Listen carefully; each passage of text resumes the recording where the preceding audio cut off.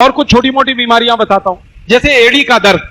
हमारे घर में बहुत सारी माताओं बहनों को आजकल एड़ी का दर्द होने लगा, और ज्यादातर माताएं बहनें शिकायत करती हैं हड्डी बढ़ गई, हमारी एड़ी की हड्डी बढ़ गई। वो हड्डी वड्डी नहीं बढ़ती है, वो दर्द है, लेकिन हम कहना शुरू कर देते हैं हड्डी बढ़ गई।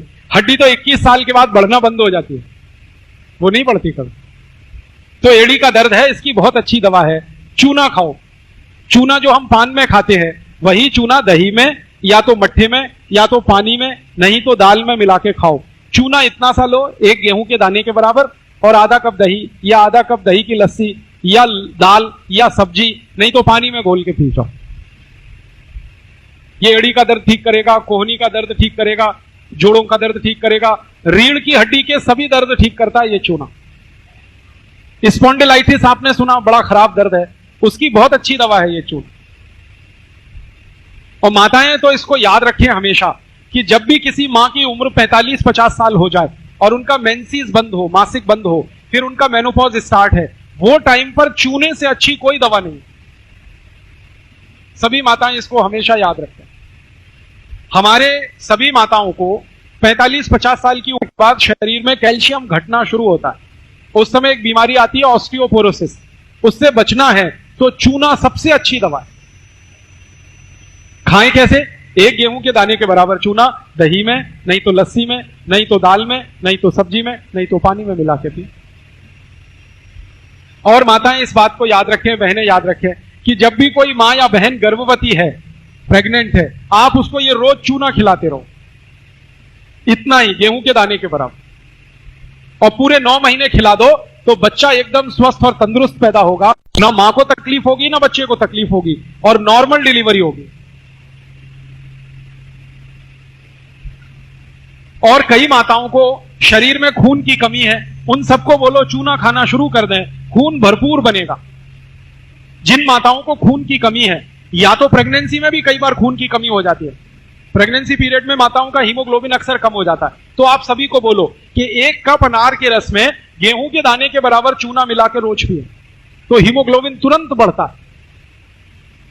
और अगर ऐसे भी किसी मां बहन के शरीर में खून की कमी है, तो आप उनको बोलो चूना और अनार का रस सबसे अच्छी मेडिसिन। और यह चूना क्या क्या काम करता है?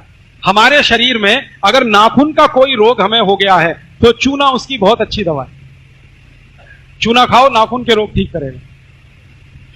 हमारे शरीर में दांतों में ठंडा गर्म पानी अगर लगता है तो चूना खाओ, ठीक कर देगा। दांत कमजोर हैं, हिल रहे हैं, चूना खाओ, मजबूत हो जाएंगे। अपने घर के छोटे बच्चे हैं, अगर इनकी लंबाई बढ़ानी है तो चूना खिलाओ सबको। सभी बच्चों को चूना खिलाओ। कैसे? दही में डाल के खिलाना, उतना ही गेहूं के दाने के बराबर। और लंबाई बढ़ाने के लिए 1.5-2 साल खिलाना चूना, बहुत अच्छी लंबाई बढ़ाता है। और लंबाई नहीं बढ़ाता, हड्डियों को मजबूत बना देता। आपके घर में कोई ऐसे छोटे बच्चे जिनको हर समय सर्दी, खांसी, जुकाम, बुखार होता ही रहता है, हर समय बीमार, हर समय बीमार, हर समय, ऐसे बच्चों को थोड़े दिन चूना खिला दो, वो बीमार पड़ना बंद कर देंगे।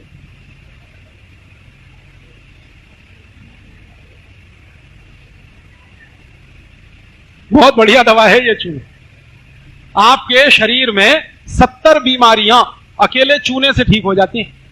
जैसे किसी को जॉन्डिस हो जाए, पीलिया, उसकी बेस्ट मेडिसिन ये चूना है। जिनको पीलिया होता है, जॉन्डिस, उनको गन्ने के रस में चूना मिला के पिलाओ। गन्ने का रस 1 गिलास, चूना इतना सा। और जिनको शारीरिक रूप से कमजोरी बहुत है या नपुंसकता की बीमारी है, उनको भी गन्ने के रस में चूना पिलाओ, बहुत ताकत बढ़ती है।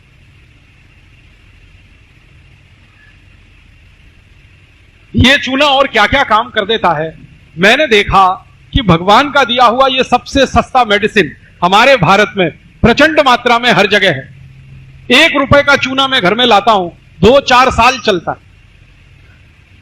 1 रुपए का एक चूने का पत्थर मैं खरीदता हूं, पानी में डाल के उसको रखता हूं, 15-20 दिन बाद वो पूरा गल जाता है, चूना नीचे बैठ जाता है, पानी ऊपर आ जाता है, फिर उसी में से थोड़ा ले लेके खाते रहो, 2-4 साल चलता है। पानी में कम हो जाए और डाल दो, और कम हो जाए और डाल दो।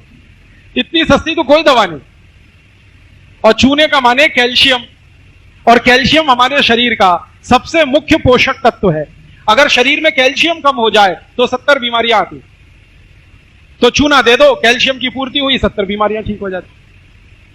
मैं सबको कहता हूं चूना खाओ, चूना लगाओ मत कभी किसी को, ये खाने के लिए है, लगाने के लिए नहीं।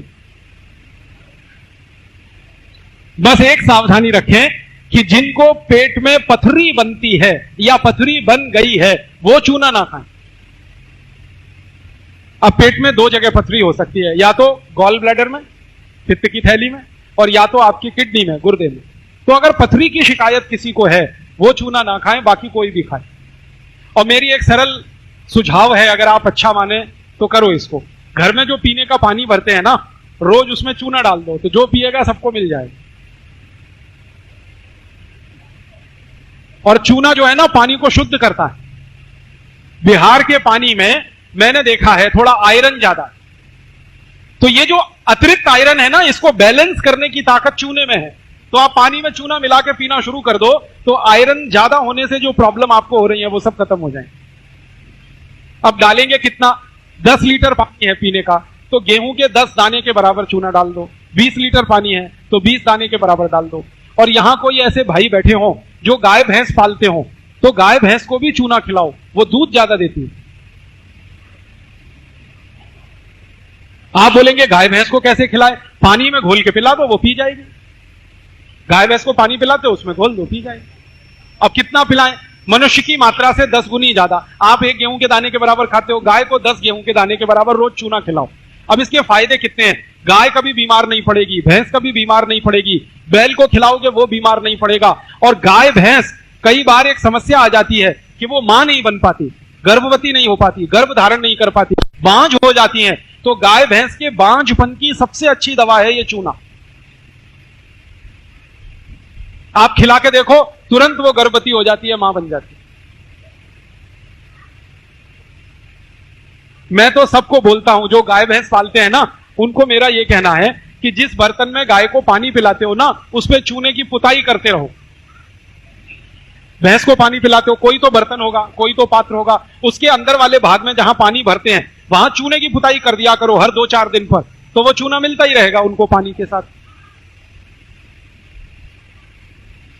चूना रामबाण औषधि है। अब मेरे समझ में आया कि भारतवासी हमेशा चूने का पान क्यों खाते हैं। हमने देखा अपने घरों में दादा दादी, नाना नानी, सबके पास पानदान होता है, चूने का पान खाते हैं, खाने के बाद अपने अतिथि को भी खिलाते हैं। तो आप भी खाया करो चूने का पान। ये चूने का पान एक साथ कई बीमारियों के लिए बहुत अच्छी रामबाण दवा है। चूने के पान का मतलब है वात पित्त कफ तीनों संतुलित होना, चूने का पान खाने का ये मतलब। पान जो है ना, पित्त और कफ को संतुलित करता है, चूना वात को संतुलित करता है। तो भारतवासी कितने इंटेलिजेंट हैं कि उन्होंने ये चूने के पान की परंपरा डाल दी। इतनी होशियारी है, इतनी अकल है हमारे लोगों को। और मैं तो देखा है कई घरों में बेटी की शादी में पानदान देते हैं दहेज में, तो वो चूना लेके जाए पान के साथ। बस इतना ही ध्यान रखना कि पान खाओ तो चूने का खाना, कत्था मत लगाना। उस कत्था नकली आता है और खतरनाक। खाली चूने का पान खाते रहो, 20 नहीं 70 बीमारियों से बचे रहोगे हमेशा।